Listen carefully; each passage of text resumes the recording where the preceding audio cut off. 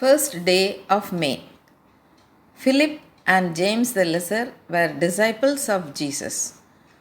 They were from the country of Galilee, those who took part in the days of the ministry of Jesus Christ and after the ascension were united in prayer and supplication in the upper room in Jerusalem with other disciples and with the brothers and sisters who participated in the ministry of Jesus.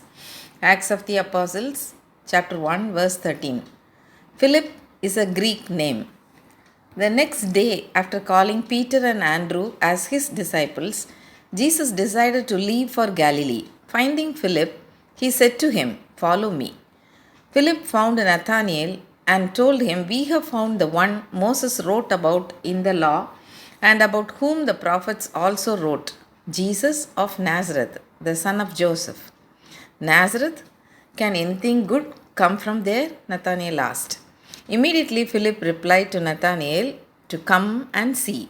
John chapter 1 verse 46. After Jesus' ascension, in later days, many were saved through Philip's preaching of the cross of Jesus. Hometown. Bethsaida in Galilee is a hometown of Philip. Andrew and his brother Peter were friends of Philip from the same place. John chapter 1 verse 44 and chapter 12 verse 21. Bethsaida is a fishing village on the western shore of the Sea of Galilee. Ministry of Philip. The day after Andrew brought Peter to Jesus, the Lord saw Philip and called him to follow him. "Follow me."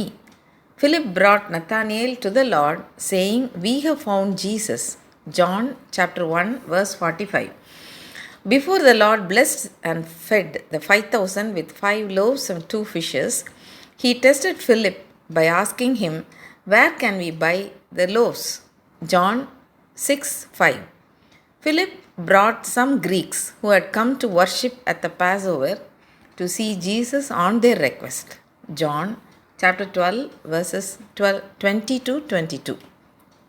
When Jesus comforted his disciples about the Father's house and the way to the Father was through him, Philip wanted to see the Father. Jesus taught Philip by saying, "Don't you know me, Philip? Even after I have been among you such a long time? Anyone who has seen me has seen the Father. How can you say, 'Show us the Father'? Don't you believe that I am the Father and that the Father is in me? The words I say to you, I do not speak on my own authority. Rather, it is the Father living in me who is doing his work."